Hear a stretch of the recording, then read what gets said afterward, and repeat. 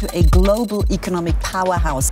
You're talking about social transformation, economic transformation. No cities in the history of human civilization as we know that was able to do this. It all started when I kept seeing these posts everywhere about India becoming a superpower. You know, the ones where everyone's saying how we are going to beat China, become the world's factory. And honestly, with all these opinions flying around, I started questioning, what is actually happening in China right now? I mean, for the last 20 years, they've been making everything.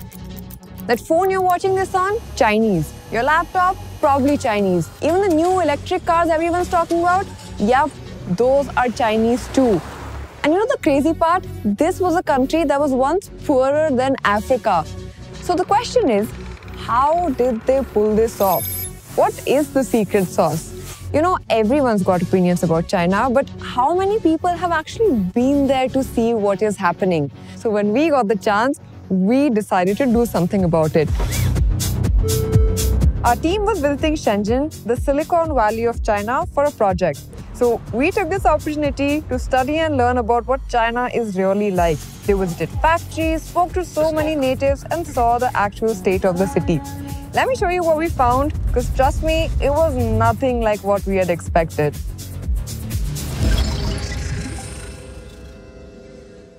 Now, before we begin our trip through China and show you all that we discovered and learned, here's something interesting. Have you ever thought about what makes a country grow? Okay, so there's this economist, Robert Solow, who kind of got it right. He says it's three things: capital, labor, and technology. See, countries start by building stuff, that's factories, machines, infrastructure. But there's the catch. There's a limit to how much you can grow just by building things.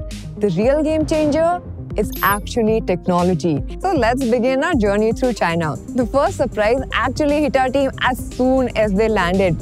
You know how we always complain about pollution in our cities? So just out of curiosity, they did a quick AQI check there. Guess what the number was? 31. That too in an industrial hub. Not bad at all, right? But that was just the beginning. Our first real interesting experience of the Chinese tech and automation that we've been hearing about came from the taxi driver. You know how we're also used to Google Maps, right? He wasn't using Google Maps, he was using something called A-Maps. And I want you guys to see this. Now, this app wasn't just showing directions, it was actually showing real-time traffic signals and speed cameras. Every traffic light, every speed trap, literally everything was on this. So when the taxi driver was asked about it, he shared that it was made by Alibaba and everyone there is using it, and apparently it's extremely accurate. And finally, they arrived at their hotel, just a regular hotel, nothing fancy. And what do they find? Robots. No display pieces, but actual working robots moving around, getting into elevators by themselves, delivering stuff to rooms. Now, obviously, this will get anybody intrigued. So they asked the receptionist about it, and she shared that this is literally found in almost all hotels of China. And it actually does a bunch of things. So the kitchen staff loads it with food, and it automatically delivers the same to the rooms. The receptionist was like, we've had these for years, and it's honestly very, very common. Want to hear something crazier? Alibaba's been running a completely automated hotel in China since 2018. No human staff at all. How wild is that? Now here's when things started getting really interesting, and we also started learning more about the culture in China. So when the team tried to pay for something with cash, people literally looked at them like they were from another century. You know, just like we have UPI in India, in China as well, every single thing happens through your phone. But here's the interesting part. Most of it is all through one single app. Check this out. This is WeChat. Imagine if WhatsApp, Netflix, Uber, Paytm, and Spotify had a baby. That is WeChat for you. You want to text someone? WeChat. You need to book a cab? WeChat. Watch videos? WeChat. Make payments? WeChat. It has 1.3 billion monthly active users, equating to about 80% of China's population. Now, I think I've mentioned in a lot of our videos how much we love studying infra, the roads. So I was asking my team, how's the commute? How's the infra there? So they made a very interesting observation on how almost every taxi in Shenzhen is electric. Not some, not most, literally 99%. So at first we assume that maybe it's just the taxis. But no, a large number of regular people are driving EVs too. Guess why? China has a strange lottery system for gas vehicle number plates. So many people who've been in the lottery pool for longer than 5 years, competing with more than 3 million fellow residents for one of these plates. You see, traffic congestion and air pollution are such big headaches there that the government since 2011 has used this lottery to restrict the number of cars registered each year. But on the other hand, if you look at EVs, you can just walk in and drive out. No lottery, no waiting. Now let me show you some interesting numbers around this. Running an electric vehicle there costs around 600 yuan, that's around 7,000 rupees per month. But if you look at a gas vehicle, that's between 1,700 to 3,800 yuan, that's 18,000 to 41,800 rupees. So the math is pretty clear, right? And this is also the reason why there's been such a big boom of EV industry in China. Now coming back to the roads. So when it came to maintaining road discipline and stopping people from disrupting the traffic systems, the government has installed AI facial recognition cameras, and it was quite interesting to see because literally nobody, not even a single person the team saw, jumped a single traffic light. You know, through this trip, as we were continuously talking to our teams and kind of immersing ourselves in this high-tech environment, we began to realize how rapidly AI is growing across the world and in workplaces. It wasn't just about robots or cameras. AI was literally present in hospitals, classrooms, grocery stores, everywhere. And witnessing these advancements firsthand made us realize that embracing AI is no longer just an option, but a necessity for all. It also made me think about Moore's law, the observation that the number of transistors on a microchip doubles approximately every 2 years, effectively doubling computing power while the cost halves. The Moore's law mainly talks about semiconductors and hardware. It also symbolizes the exponential pace at which technology advances. You know, none of us know how much more technology will evolve, but this experience in China served as a wake-up call to be prepared for the future. To thrive in this new era, we need to adapt and explore new ways to upskill and stay ahead of the curve. And that's why we partnered with IBM to bring this to you. IBM Skills Build is a free digital learning platform designed to empower individuals with the skills needed in today's job market. Whether you're a developer or aspiring to become one, their new course, Use Generative AI for Software Development, is a game changer. In this course, you learn how AI can help you write new code, switch code between programming languages, and fix common coding issues. You'll get hands-on experience using IBM watsonx in a simulated environment to generate code using prompts. But the best part about IBM's course is that you don't have to burn a hole in your pocket and spend hours trying to complete it. It's absolutely free, and all you need to spend is just 1 hour of your time and gain skills which will make you ready for the future. If you're interested in learning this and staying ahead in this rapidly evolving field, I highly recommend checking out IBM Skills Build and their course on Generative AI for Software Development. I'm linking the course in the description below. Now, you know, one more important thing we observed in China was that automation wasn't something which was restricted to normal civilian life alone. So our team has set up multiple meetings with different vendors for one project that we're experimenting with at EOS. So one of the vendors had invited the team to his factory and offered a full tour. So as the team ventured deeper inside the factory and reached the production floor, they were literally amazed. Inside this massive room, these giant machines were churning out products at an unimaginable speed all in one go. And you know what? There were more than 20 machines and only one person overlooking them. Now, it wasn't that the entire factory had a single worker, but the human-to-machine ratio was interesting. The humans that were there, they were mainly working on the assembly lines. Now, apart from this, there was one more thing that really intrigued us about the factory workers. That's the wages. A factory worker in China makes about 8,871 per month. That's about 1,03,000. You know, that's when we also realized something, that labor in China is not cheap, at least not anymore. The second vendor that we had set up a meeting with said that this has actually been a pretty common myth outside China because it used to be a thing of the past when China, especially Shenzhen, was starting to become the electronic hub of the world. In fact, the labor costs in China are now more than many Asian countries too. So the labor is not cheap anymore. Why are companies still going to China for manufacturing, and what explains their unprecedented growth in manufacturing? The secret sauce now, their competitive advantage, as economist Michael Pattis puts it. Unlike the usual make it cheaper game, China wins by getting massive support from its government. We're talking top-notch infrastructures, speedy clearances, and super cheap credit that lured foreign companies to set up shop there. So between 1985 and 2005, foreign investment poured into China at nearly 3% of its GDP annually, way more than Japan ever saw during its boom. But it's not just foreign cash. The Chinese government has been throwing support at domestic companies too, setting up around 2,000 funds since 2014 to boost high-tech industries. It's honestly no wonder that China managed to overtake the US in manufacturing in just 15 to 20 years, a process that took US a century to pull off against the UK. It's absolutely wild. So we asked this person that how exactly did China reach this stage?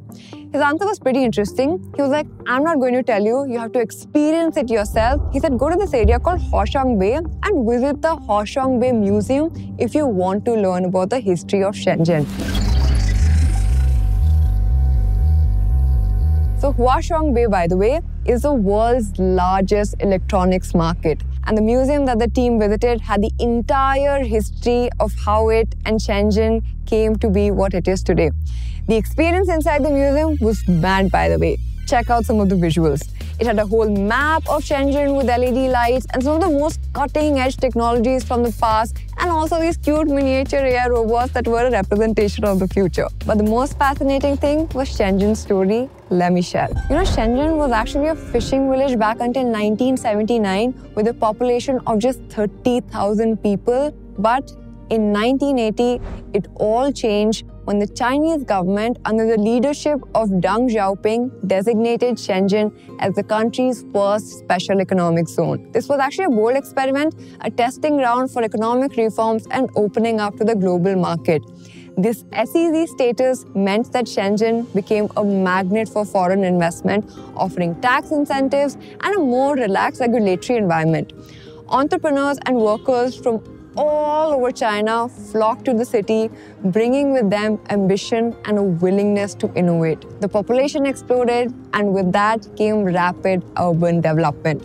By the 1990s, Shenzhen had established itself as a manufacturing hub, producing goods at an unprecedented scale. But you know, rather than resting on its laurels, the city continued to evolve. The local government also invested heavily in infrastructure, education, technology, laying the groundwork for a shift from manufacturing to innovation. Fast forward to today, and Shenzhen is home to some of the world's leading tech giants like Huawei, Tencent, and DJI. After the museum and learning all about Shenzhen's history, the team spent a lot of time speaking to the locals and learned so much about the culture, the cost of living, how much they spend. Also, what do they think of India?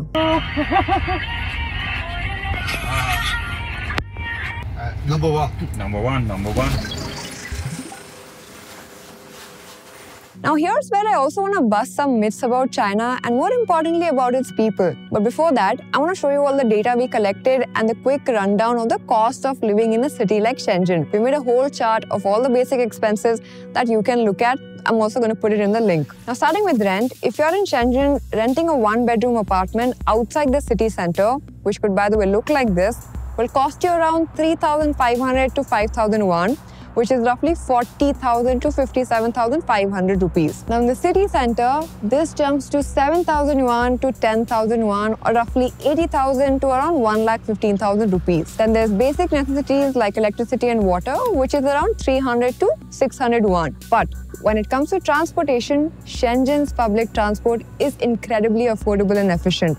A monthly pass is around 200 to 400 yuan. An occasional meal outside costs between 500 to 1,000 yuan. Now, dining out in nice restaurants in Shenzhen is a bit on the pricier side, but the portions and variety were definitely worth it, is what my team said. And finally, for miscellaneous expenses like entertainment and shopping, a budget of 1,000 to 2,000 yuan in Shenzhen gives you access to some of the best technology, entertainment, and recreational activities. For a family of 4 though, it's approximately 15,000 yuan, which is around 1.77 lakhs.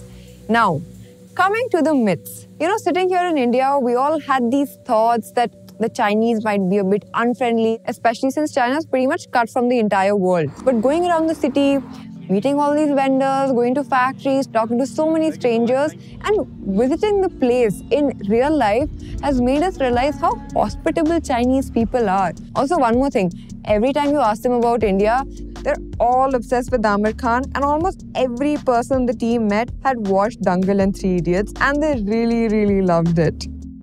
So at lunch with this potential vendor, he mentioned that the business ecosystem, the entrepreneurs especially, overall seemed quite happy with the government and credited them for creating an environment for businesses to grow. So one of the other locals that the team had met there also gave an example of this local company called Zeedoo, which makes these tiny electric cars, which the government had helped. He shared how in 2019, this company had literally gone bankrupt, but the government pumped money into it and last year brought it back to support the EV industry and entrepreneurship. He also shared how the government is very meticulous about making their citizens' lives better. And this was also something the team observed and shared, that the roads are super clean and almost every second road had this massive machine sprinkling water and cleaning the roads. By the way, Shenzhen also has a lot of parks. So locals shared that Shenzhen is actually called the Sponge City in China, and the government has deliberately created a lot of parks for a very particular reason. So Sponge City, we learned, is a whole urban concept that the Chinese government has brought that's designed to act like a sponge, literally soaking up rainwater instead of letting it run off and cause floods. So in Shenzhen, they have done this by creating pavements, tons of green spaces and parks, and design them in such a manner that they absorb water and don't let it spread to the city and cause any problems. Now, one more interesting thing that our team observed during this stay was that they didn't see a single homeless person in Shenzhen. Now, that made them very curious, and then they found out that there's more to the story. So in China, there's this thing called hukou. Think of it like an internal passport. Without this urban hukou, migrants can't access the same services as city residents. Now, what it has done is it's created this invisible divide in their society. So while yes, China is a fascinating country, but like every single country, it also has got some problems. And while the average income of even blue-collared workers and quality of life in China seems elevated, like India, we found that China is also a very complex country, and to understand it, you need to actually visit it and spend a lot of time there. But honestly, this trip to China actually left us with a lot of learnings, and we feel like there's so much that we can also learn from them and take and apply to India as well. For example, the power of good policies cannot be overstated. China's deliberate investment in infrastructure, education, and technology has created a fertile ground for innovation. Secondly, them investing in human capital through upskilling has really paid off. Their emphasis on skill development and education has led to some very highly competent workforce that's ready to adapt and excel. And I feel like by focusing on upskilling here and creating a denser pool of skilled people, we can also harness our vast human resources to drive economic growth. This essentially means enhancing vocational training, promoting STEM education, and encouraging continuous learning to prepare our workforce for the demands of a rapidly evolving global economy.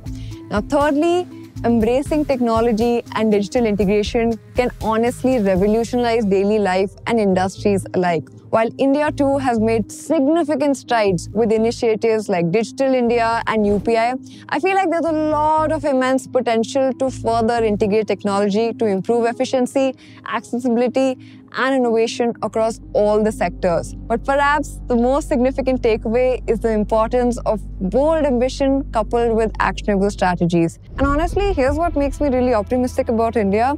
Our talent potential is incredible. I mean, we've all seen how Indians can adapt and excel anywhere in the world. Now imagine if you could create those same opportunities right here in our own country. So the question isn't whether India can become the next China. The question is, can we learn from their journey while creating our own path? You guys tell me what you think. Please share your thoughts in the comments below. This is all for today's video. Thank you so much for watching. My name is Achina Maya, and I'll see you in the next video. By the way, don't forget to hit the subscribe button.